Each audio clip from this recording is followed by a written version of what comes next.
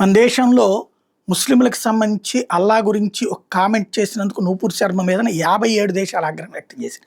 మన దౌర్భాగ్యం ఏంటంటే రాముడికి సంబంధించినటువంటి చిత్రపటాన్ని తగలబెట్టి రాముడి దిష్టి బొమ్మను తయారు చేసి తగలబెడుతూ తమిళనాడులో ఓపెన్గా ఊరేగింపు చేస్తే ఈ దేశంలో స్పందన కరువైంది. హిందువు నిలదీయట్లేదు, తమిళనాడు ప్రభుత్వం నిద్రపోతోంది, ఊరకనే ఒక ఎఫ్ఐఆర్ గట్టి పక్కన పడేసింది.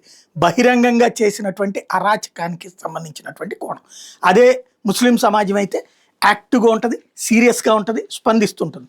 అదే సందర్భంలో ధర్మశాల తమిళనాడులో, ఇదే కర్ణాటకలో అతిపెద్దదైనటువంటి పుణ్యక్షేత్రం, శైవ క్షేత్రం, అక్కడ అరాచకం జరిగిపోయింది, ఆడపిల్లలను అత్యాచారాలు చేసి చంపారు, అక్కడే పాతి పెట్టారు అంటూ ప్రారంభించి అది ముందు యూట్యూబుల్లో కొన్ని డిజిటల్ ప్లాట్ఫారాల్లో చేస్తే అట్లాంటి వాటితో బిగిన్ చేసి ఆ పైన ఏకంగా police complaint, special investigation team, చివరికి అక్కడ వెళ్ళి తవ్వితే ఏమీ కనబడకపోతే ఫైనల్గా మా చేత వేరే వాళ్ళు డబ్బులు ఇచ్చి చెప్పించారని ఒకళ్ళు, లేదా బెదిరించి చెప్పించారని ఒకళ్ళు, ఇట్లాంటి ప్రచారం చేస్తే మన దేశంలో ఎవరికి ఏమి కొట్టలా, చీమ కొట్టలా, సోషల్ మీడియాలో పోస్టులు పెట్టుకుంటున్నాం.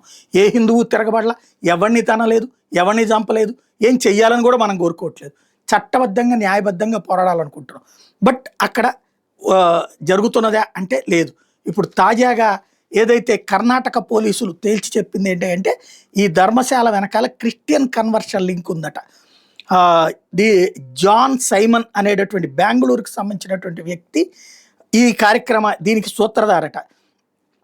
గిరీష్ మటన్న ఎవరైతే ధర్మశాలకి వ్యతిరేకంగా ఈ కథ అంతా నడిపించాడో అతన్ని నడిపించినటువంటి వ్యక్తి జాన్ సైమన్ అని తేలింది.